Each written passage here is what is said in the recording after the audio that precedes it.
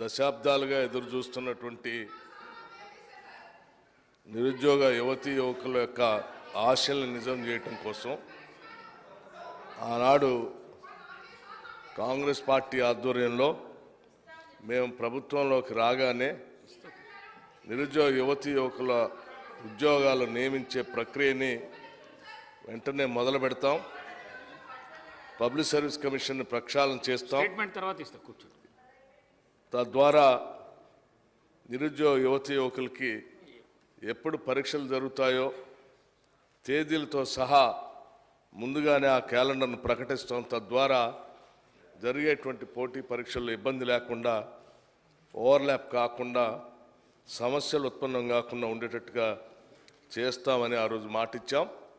దానికి అనుగుణంగానే ఈరోజు కాంగ్రెస్ ప్రభుత్వం, ప్రజాప్రభుత్వం, రాష్ట్ర ముఖ్యమంత్రి రేవంత్ రెడ్డి గారి నాయకత్వంలో ఈరోజు జాబ్ క్యాలెండర్ని మనం చాలా రోజుల నుంచి ఎదురు చూస్తున్నటువంటి జాబ్ క్యాలెండర్ సంబంధించి ఈరోజు ప్రకటన ప్రభుత్వ తరఫున చేస్తూ ఉన్నాం.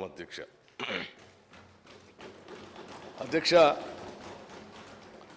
తెలంగాణలో ప్రభుత్వ ఉద్యోగార్థులు ఖాళీలో నోటిఫికేషన్ల జాప్యం, తరచుగా వాయిదాలు, పరీక్షల రద్దు, ప్రశ్నాపత్రాలు లీక్ అవ్వటం, వేరే పరీక్ష తేదీలు ఒకటే అవ్వటం, వీటి వల్ల చాలా ఇబ్బందులు పడుతూ ఉన్నారు. పోటీ పరీక్షలకు సన్నద్ధం అయ్యే యువతల్లో ఈ సమస్యలు తీవ్రమైన నిరుత్సాహాన్ని కలిగించాయి. గత ప్రభుత్వ పాలనలో తెలంగాణ పబ్లిక్ సర్వీస్ కమిషన్ సరైన నిర్వహణ లేని కారణంగా 2 సార్లు గ్రూప్ 1 పరీక్ష రద్దు అయింది. పేపర్ లీక్ కారణంగా 2023 మార్చి 17వ తేదీన మొదటిసారి పరీక్ష రద్దు కాగా, ఉద్యోగార్థుల బయోమెట్రిక్స్ తీసుకోనందున హైకోర్టు ఉత్తర్వుల ద్వారా 2024 ఫిబ్రవరి 19వ తేదీన రెండోసారి కూడా పరీక్ష రద్దు అయింది. ప్రస్తుత ప్రభుత్వం ఇందిరమ్మ రాజ్యం అధికారంలోకి రాగానే ఈ సమస్యలను పరిష్కరించుకోవడానికి గౌరవ ముఖ్యమంత్రి గారి ఆధ్వర్యంలో తక్షణ కార్యాచరణ చేపట్టింది. సాగునీరు, పౌర సరఫరాల మంత్రి గారితో పాటుగా ముఖ్యమంత్రి గారు యూనియన్ పబ్లిక్ సర్వీస్ కమిషన్ పనితీరును అర్థం చేసుకోవటానికి కమిషన్ చైర్మన్ గారిని స్వయంగా సంప్రదించారు. నూతన చైర్పర్సన్, సీనియర్ సివిల్ సర్వెంట్స్ సభ్యులుగా నియమించడం ద్వారా తెలంగాణ పబ్లిక్ సర్వీస్ కమిషన్ని ప్రక్షాళన చేయటం జరిగింది. రిక్రూట్మెంట్ ప్రక్రియను సరళీకృతం చేయటానికి యూపీఎస్సీ మరియు కేరళ పబ్లిక్ సర్వీస్ కమిషన్ అనుసరిస్తున్న పద్ధతులు, విధానాలను అర్థం చేసుకోవటానికి సీనియర్ ఐఏఎస్ల అధ్యక్షతన 2 కమిటీలను ఏర్పాటు చేయటం జరిగింది. వారి నివేదికల ఆధారంగా వారి సూచనలను ప్రభుత్వం అమలు చేస్తుంది. నూతన నోటిఫికేషన్లు, పరీక్షలు ప్రభుత్వం పాత గ్రూప్ 1 నోటిఫికేషన్ రద్దు చేసి 60 నూతన ఖాళీలను జత చేస్తూ 563 ఖాళీల కోసం ఒక నూతన నోటిఫికేషన్ని జారీ చేసింది. ప్రిలిమినరీ పరీక్షకు 3,02,172 మంది అభ్యర్థులు హాజరవగా పరీక్ష సజావుగా జరిపించాం. ఫలితాలను కూడా ఇదివరకే ప్రకటించడం జరిగింది. మెయిన్స్ పరీక్షలు అక్టోబర్ 21వ తేదీ నుండి 27వ తేదీ వరకు షెడ్యూల్ చేయటం అయింది.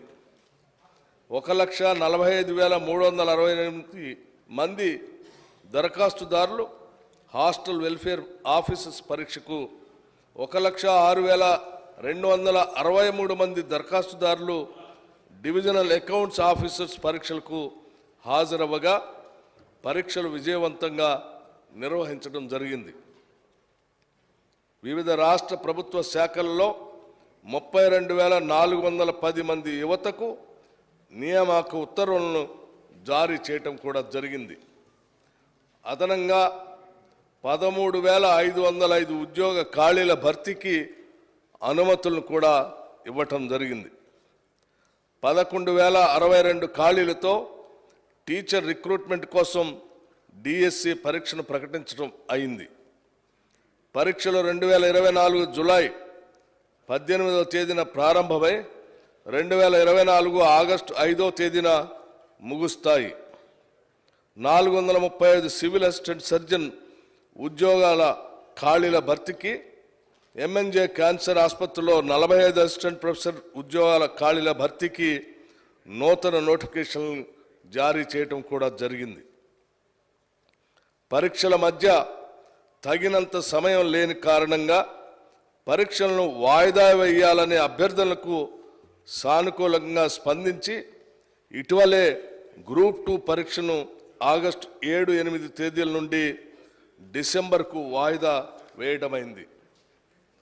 రాష్ట్రంలో అనేక రిక్రూట్మెంట్ ఏజెన్సీలు ప్రభుత్వ ఉద్యోగ నియామకాలు నిర్వహిస్తున్నందున పరీక్షా తేదీల మధ్య కావలసిన సమయం లేకపోవటం వల్ల దరఖాస్తుదారులు తీవ్రమైనటువంటి ఒత్తిడికి గురవుతూ ఉన్నారు.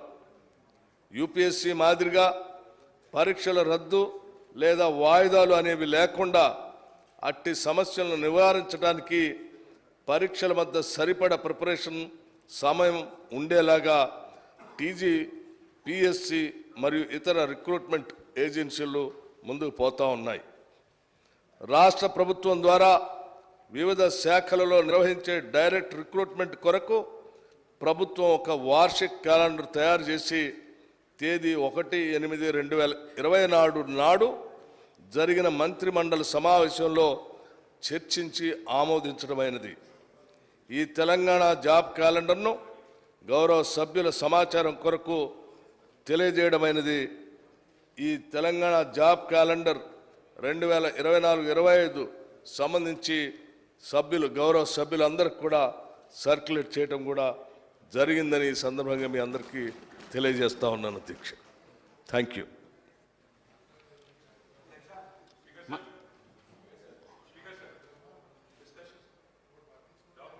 స్టేట్మెంట్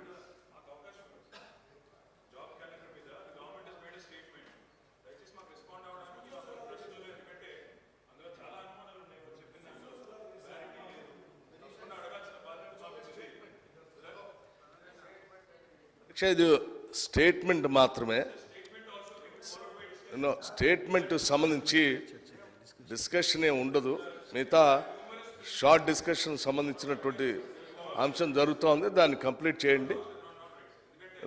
నాట్ రైట్ కాదు సార్ అధ్యక్ష, ఇది రైటే. మీకు కావాలంటే నేను రూల్ పొజిషన్ కూడా కోట్ చేస్తాను.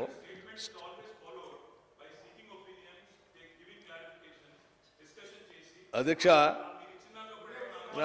if you want, I'll read it out. Adhyaksha, statement made by a minister, page number 124, rules book oksari meer chudandi 338. A statement may be made by a minister on a matter of public importance with the consent of the speaker, but no question shall be asked at the time the statement is made. Thank you, Adhyaksha.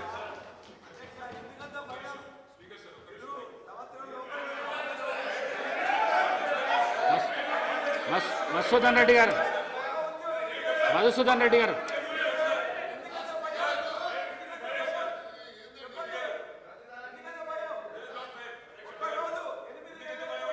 అధ్యక్ష ధన్యవాదాలు. ఈరోజు deputy CM గారు. అధ్యక్ష, సభలో ఉన్నటువంటి ప్రతిపక్ష నాయకులకు కానీ గౌరవ ఇతర సభ్యులకు కానీ నేను విజ్ఞప్తి చేసేది ఒకటే. ఈ జాబ్ క్యాలెండర్ మేము డేట్తో సహా మీ అందరికీ సర్క్యులేట్ చేశాము.